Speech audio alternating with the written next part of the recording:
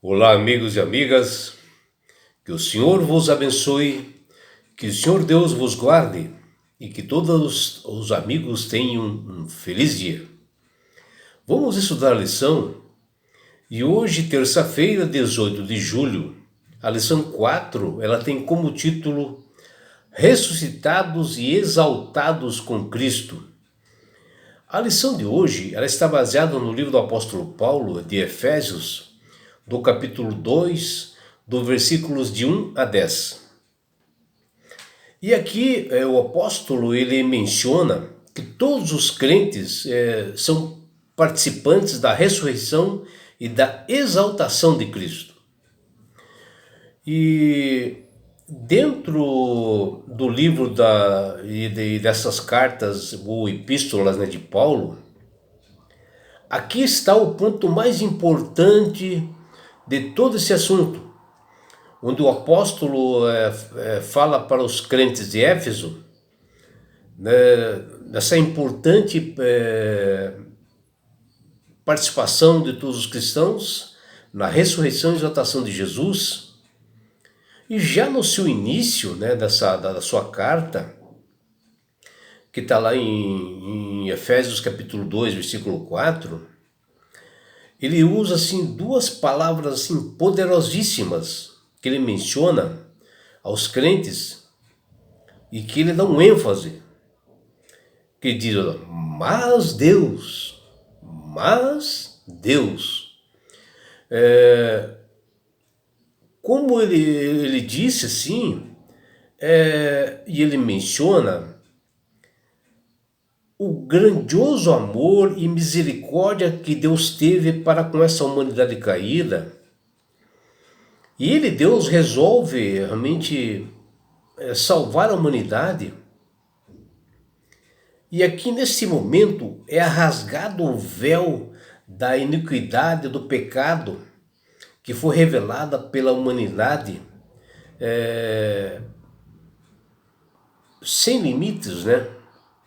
E que através do amor de Deus nós somos salvos.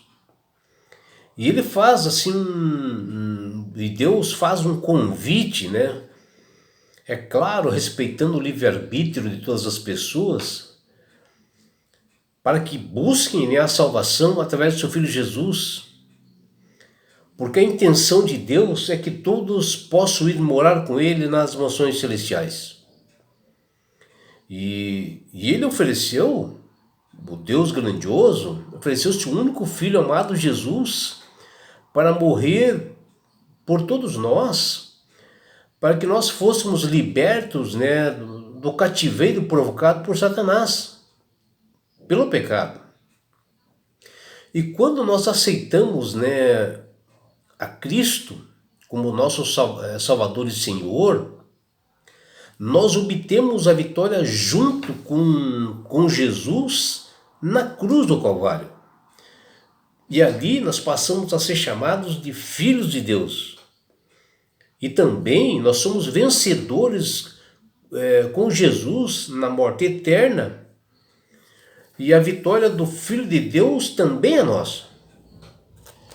E após a morte, né, e a ressurreição de Jesus, seus discípulos assim eles não haviam entendido a verdadeira missão do seu mestre aqui nesse mundo, quando Jesus esteve pela primeira vez. Porém, após 3 dias assim de Jesus ter morrido na cruz, e um sofrimento sem igual, né, por toda a humanidade,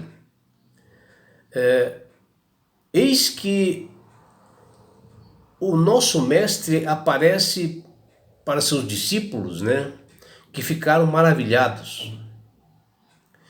E ele ficou nos 40 dias, né, após ressuscitar, ele ficou dando assim instruções para os seus discípulos, né?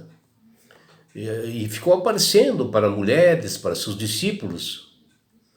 E ele ministrou aos discípulos assim uma experiência fantástica, né? Como eles deveriam estar assim neste mundo para que eles pudessem vencer realmente todas as perseguições, as aflições. E Jesus, naquele momento, né, antes de ele ascender aos céus, ele preparou bem os seus discípulos antes de ele ascender aos céus. E as palavras do Salvador, durante esses 40 dias, servem assim como um excelente mapa para todos nós nos orientarmos nesse mundo de hoje, quando nós aguardamos o seu retorno triunfal aqui na terra, que ele voltará novamente, e isso acontecerá em breve. E o Senhor Deus, pelo menos 3 mensagens, ele deu assim muito importantes e muito significativas, né?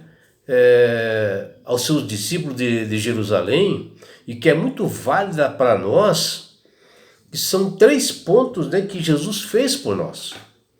A primeira foi a sua ressurreição, né, que ela foi assim muito real, né, e todos os herdeiros são chamados, né, para desfrutarem dessa ressurreição, esse dom maravilhoso. O segundo ponto é que é sobre a expiação dos pecados que chegou ao fim. Porque o verdadeiro Cordeiro que tira os pecados do mundo é ele, Jesus.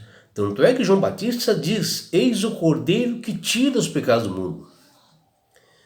Mas para isso nós temos que aceitá-lo como nosso Salvador, aceitar as suas determinações para nós recebermos essas bênçãos. E assim nós temos que cumprir as exigências que Cristo nos diz.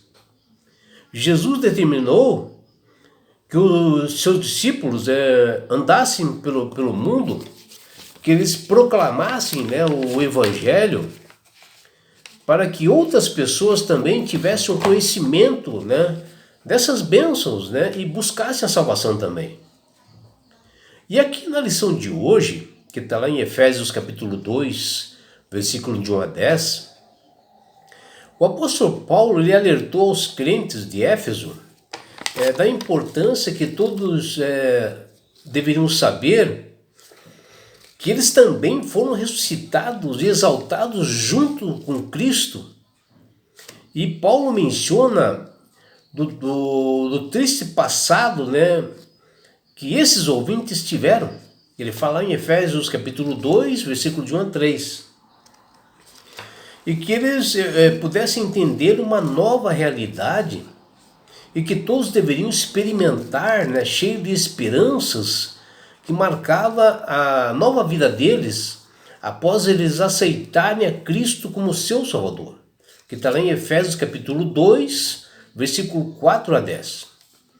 E até o apóstolo Paulo nos diz, que está lá em Efésios capítulo 2, versículos 6 e 7, e ele fala que Deus juntamente, né, com Cristo, nós somos ressuscitados quando nós o aceitamos como Salvador.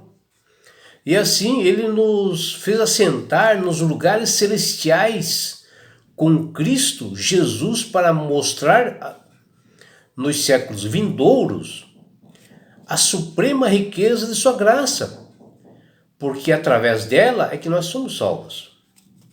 Lindas palavras, mostrando que nós, quando aceitamos a Jesus como Salvador, nós somos ressuscitados com Ele também. Nós chegamos até o trono celestial. Naquele momento que Jesus ascendeu aos céus e ressuscitou e está à direita do Pai, nós também estamos inseridos nisso. Embora o mesmo apóstolo nos diz que nós éramos escravos antes os nossos pecados e delitos, né? Que nós adquirimos conforme os costumes, conforme a sociedade, quanto à atuação de Satanás na nossa vida, né? Nós éramos pecadores, somos pecadores, né?